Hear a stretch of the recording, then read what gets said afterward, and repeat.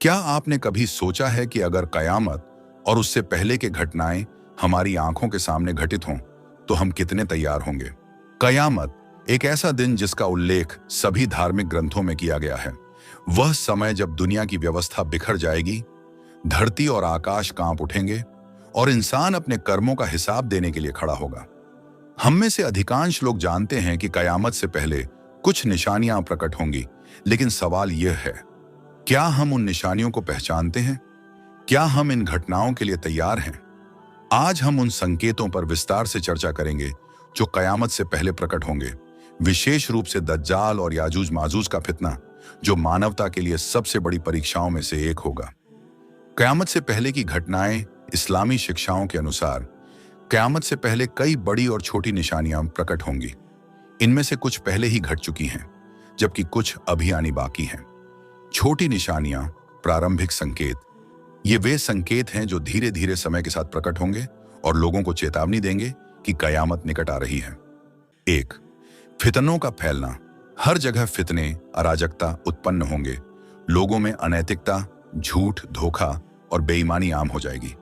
ईमान रखना कठिन हो जाएगा और लोग अपने धर्म को बेचने लगेंगे। 2. ज्ञान का समाप्त होना। धार्मिक ज्ञान धीरे धीरे कम होता जाएगा। विद्वानों का सम्मान समाप्त हो जाएगा और धर्म के नाम पर गलत धारणाएं फैलेंगी। 3. माता पिता की अवज्ञा। संतान माता पिता को बोझ समझेगी और उनके अधिकारों की अवहेलना करेगी।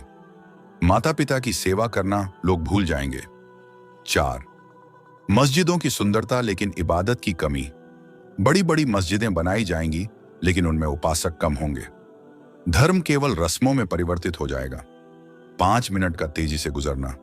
दिन, महीने और साल तेजी से बीतेंगे। लोग समय की बरकत से वंचित हो जाएंगे। 6. धरती की बरकतें समाप्त होना।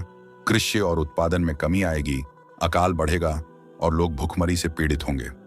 7. लोग केवल दुनिया के पीछे भागेंगे।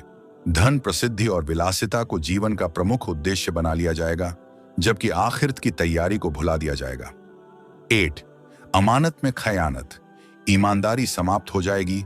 लोग धोखाधड़ी को एक कला समझने लगेंगे। 9. हत्या और हिंसा का बढ़ना। छोटी छोटी बातों पर लोग एक दूसरे की जान लेने लगेंगे। हत्याएं आम हो जाएंगी। 10. झूठ का प्रचार। सच्चाई बोलने वालों का उपहास उड़ाया जाएगा, जबकि झूठे लोग सम्मान पाएंगे। 11. अनैतिकता और व्यभिचार का बढ़ना। व्यभिचार और अनैतिकता को गर्व समझा जाएगा। लोग खुलेआम पाप करेंगे और इसे प्रगति का नाम देंगे।